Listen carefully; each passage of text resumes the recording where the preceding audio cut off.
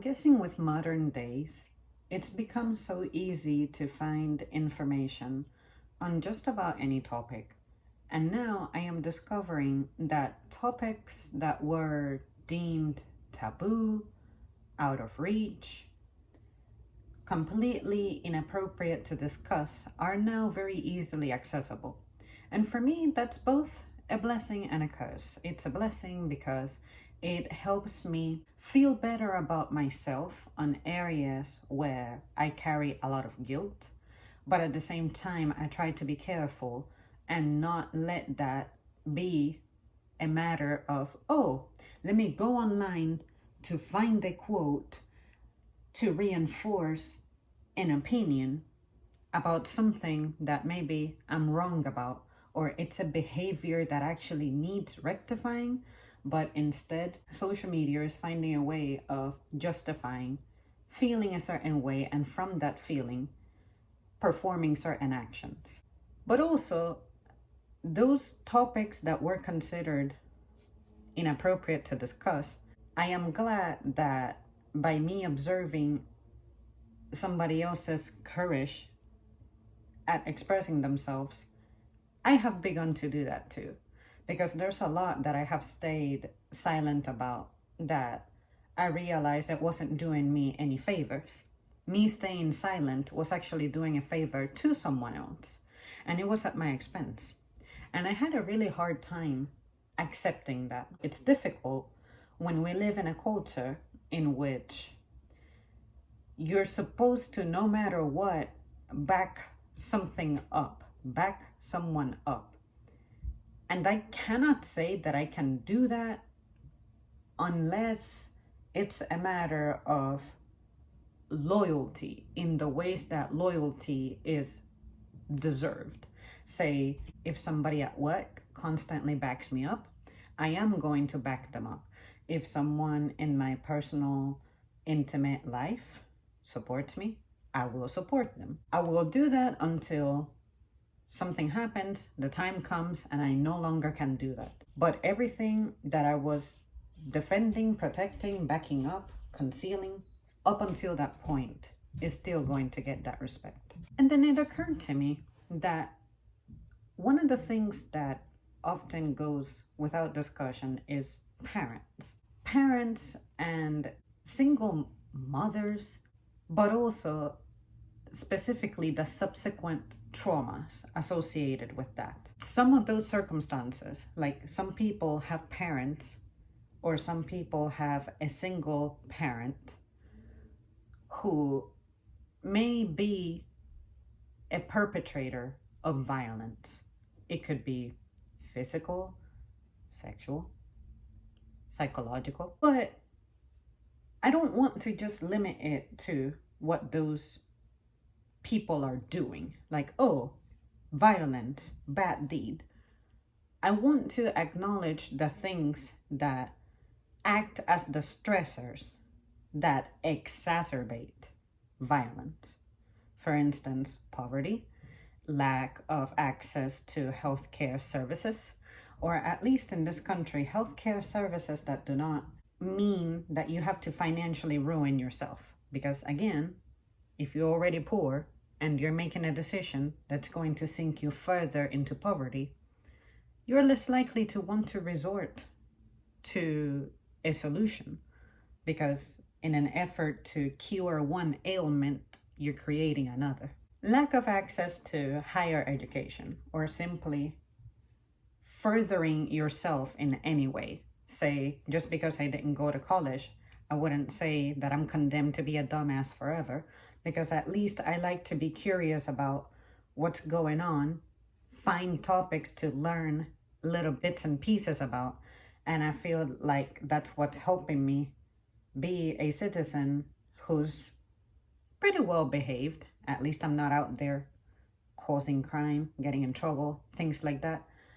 And I feel like I'm better informed about what's happening, at least in my community, more than being completely apathetic. The lack of support to those being raised or doing the raising all by themselves. However, that same individual who's alone doing all that stuff may have tendencies of rejecting opportunities to be helped with that matter. Like, say, the single mothers who like to very aggressively defend being single mothers. And in some instances, they're like, well, my children come first. But you don't realize that as much as you want for your children to come first, you need help at making your children come first. But sometimes there's help that arrives in your life that you reject because of things that happen to you. And now you're using that as a defense mechanism to keep yourself protected, which is a responsible thing to do. Doing that forever will have other kinds of consequences.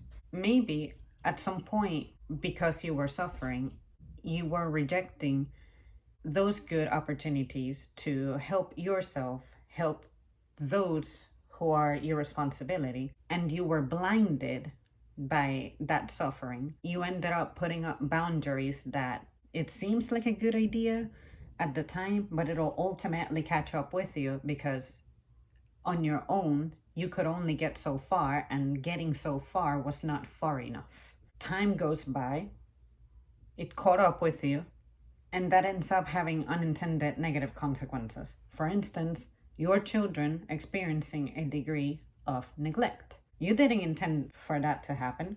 You wanted to make sure that the roof was still over their heads, that they still were in school, that they still could eat and have clothes. But you as an individual also have your personal needs that maybe because you were taking care of other people's needs, now you're beginning to neglect yourself. And when you neglect yourself, that's going to show up somewhere at some point. It may be in the form of behaviors, attitudes, physical wellness, etc. Another thing that I feel exacerbates this violent cycle is the lack of jobs that are fulfilling financially, mentally rewarding, and growth promoting.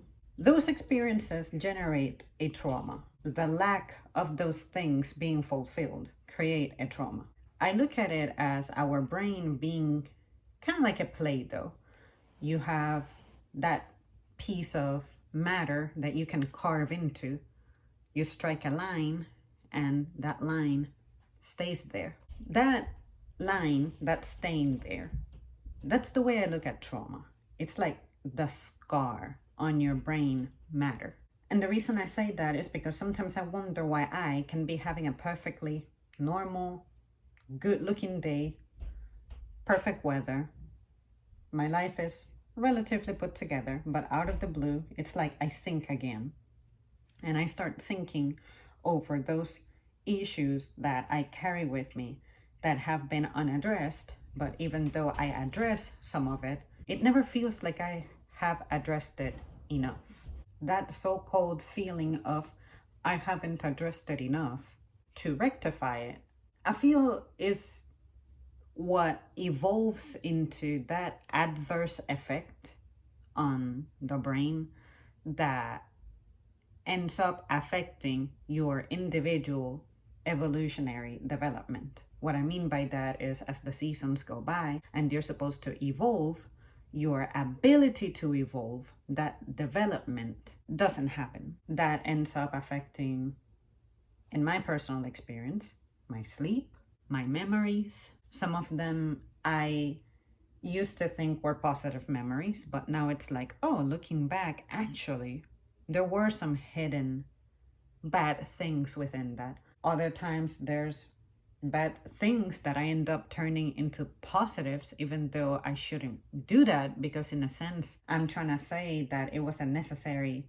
pain to gain something, and I may end up accepting certain things being done to me or happening to me as this is what I need to grow, when there are far better alternatives and methods for me to achieve the same result. My manner of building relationships is also affected. My capacity to trust and make friends, or rather feel interested in having friends. And stuff like that accompanies me forever, because I find that on those areas, I'm still in the exact same position as when I was a kid.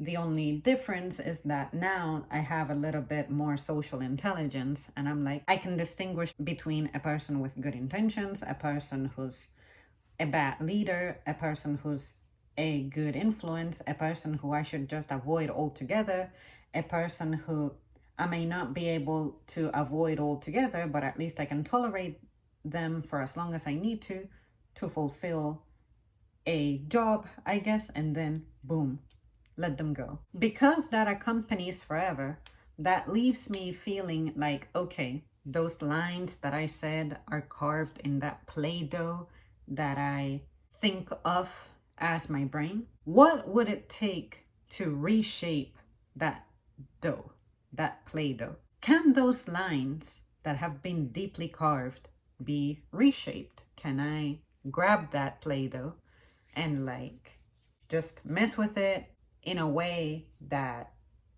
I can say, okay, that traumatic line that was drawn, maybe I cannot fully erase it, but I can massage it in a way that it takes a new shape, and that shape is less harmful, I guess. The reason I put it like that is because I realized that a lot of violence, unfortunately, comes from the nucleus, the family nucleus. Because of that, it ends up being undiscussed because you're not supposed to air dirty laundry. And the nucleus may consist of siblings, parents, partners. But now I'm beginning to accept that the longer I go keeping those things to myself, without really knowing the reason why I keep that to myself, it's a high price to pay. And I'm paying that with my well-being. I became emotionally withdrawn.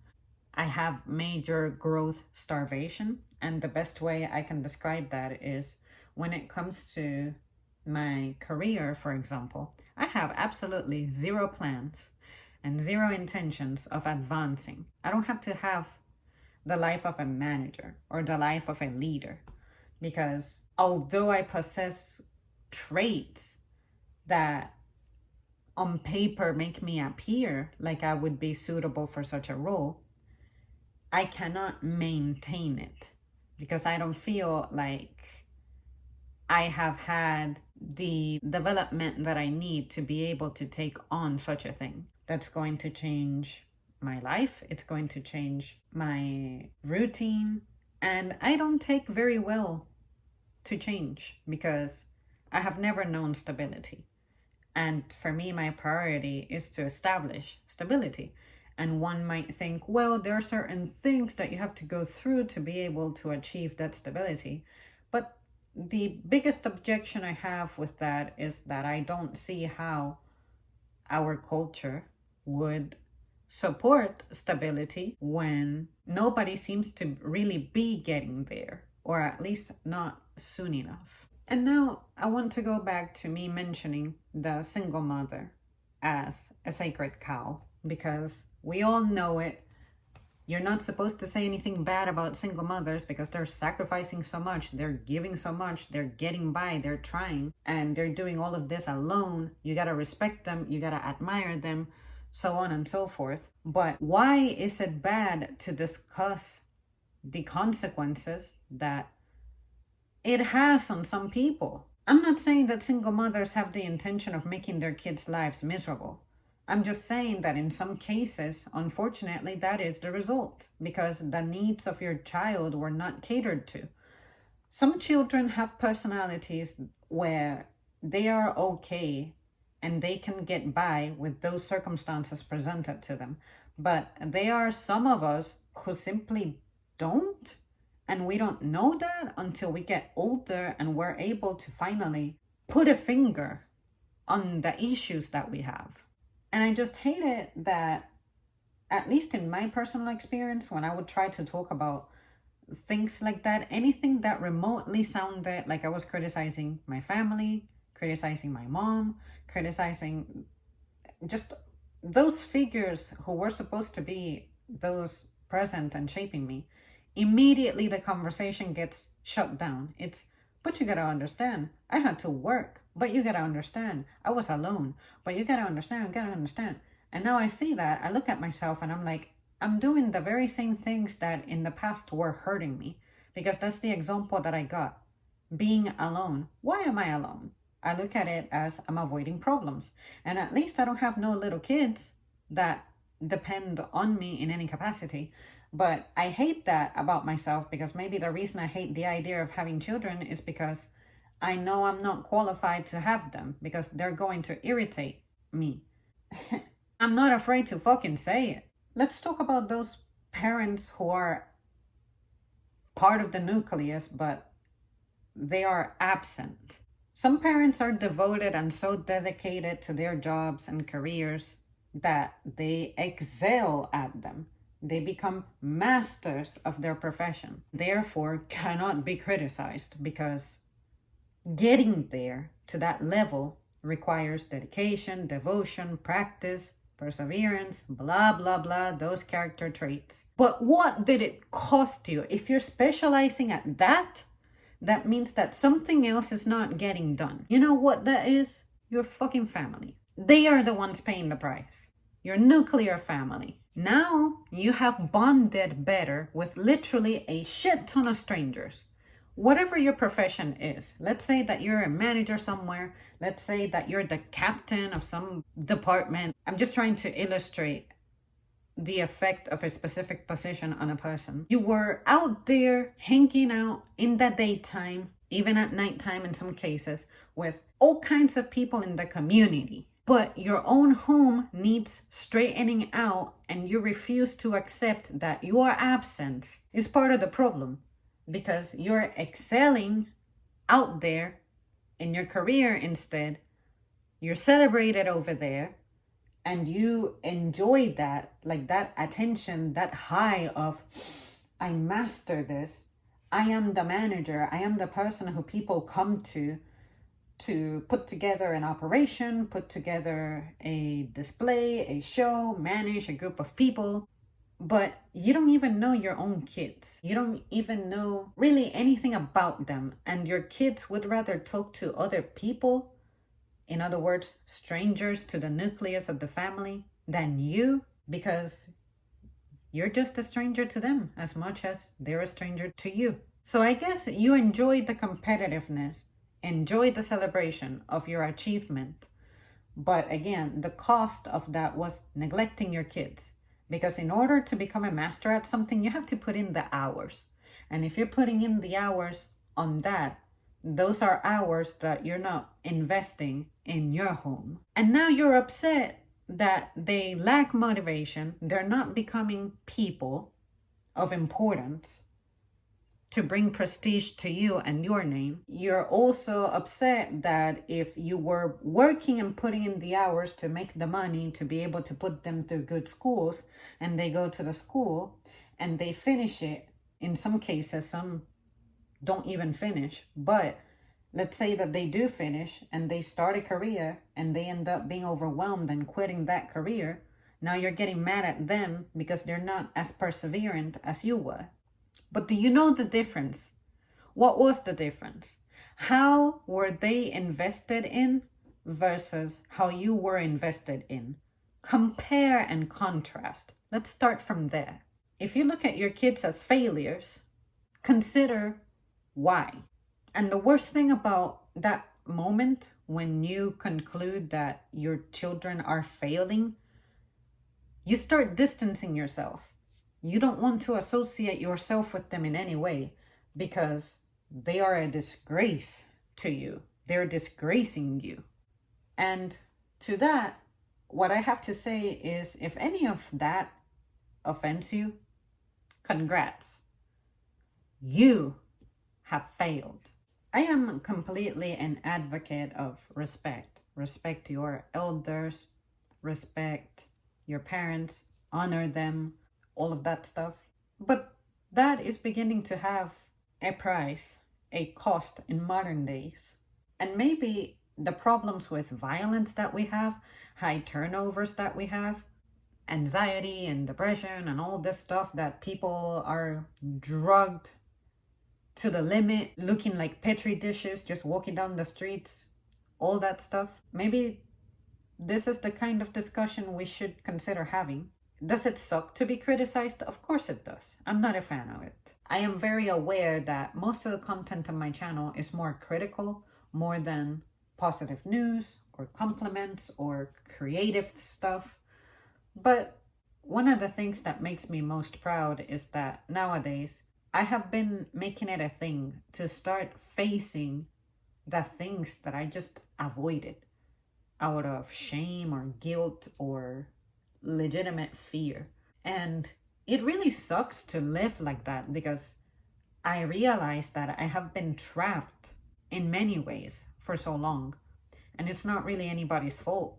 But when I look at it, I also think it's not my fault. It's not fair to say that it's my fault for not making certain decisions, because decision making is also a skill, and it's not one that I don't believe I've exercised enough. I haven't put in enough hours, and the opportunities that are reasonable have been limited. That's the type of thing that's making me be like, maybe those terrible decisions that we see other people doing and we become critical of, maybe they're in my same boat. The only difference is that they make decisions, they take action, but I don't make decisions. I don't take action. Therefore, my struggles, the consequences of my lack of decisions will differ from theirs. But technically, we're the same person living the same kind of tragedy. It's just that the outcome of it is different. Say, some people may decide to engage in behaviors that are self-destructive, whereas mine are self-destructive, but not in a way that you can just eyeball, because I'm a good student, I'm a good employee, all of my bills are paid, I don't have debt, I'm not getting in wrecks or getting arrested, I'm not in some kind of mental asylum, something extreme like that. So people would look at it and be like, okay, damn, she got it together. And that's the thing. I feel like nowadays we're just very impressionable and superficial people, because I feel like we have forgotten how to dig. And there's people out there who are genuinely allergic to digging deeper, because it's looked at as overthinking or stressful or just invasive, all those things. So maybe we need to learn how to stop being offended and understand why those dives are necessary. So there you guys have it. I believe that is the way of parents and single mothers, single parents being sacred cows in my eyes. I'm not trying to put this out there in an effort to grill anybody in particular. Like, say, this isn't necessarily entirely about my parents, but sometimes I look at people's attitudes and all the news of violence that we're getting, and literal schools and teachers literally being absent in our schools and stuff. And I thought, okay, what happened? Why is it that every industry seems to be turning into a desert? Where are our mentors? It's like a whole generation of mentors is missing. Maybe this is a direction that the conversation should be considered to be had. But this is just me. But yeah, I thought I would share that because, again, trauma is not something that I actually discuss. Like, here on the channel, I have never actively put a label on the things that happened to me that messed with me. And I'm not sure I ever will. But at least I like to plant the seed around the matter, and then hopefully that invites people into going over some things, and maybe one day, if pertinent, I may consider starting. But of course, I'm not going to give out any names or specify who in my life may be a participant. But yeah, I think there's just, these conversations were due in a different season in our lives, but because we didn't have them, we are suffering the consequence of that season being lost. And it isn't until our lives begin to fall apart by, say, our health declining, our careers suffering, our families breaking, and all that, that we're like, but I don't know what's causing it. I'm not sure how this happened. But then you start talking and you realize that there's a lot of stuff you just had pent up and it didn't come out until disaster struck. So maybe don't wait until the disaster strikes to begin addressing it. I'm not going to ask if you agree or disagree with anything because I really don't have a question to ask at the end of this one. I hope that the way that I describe how I look at my brain with traumas and the things that I feel are an attack on my person and my character makes sense. It's just a bunch of scars.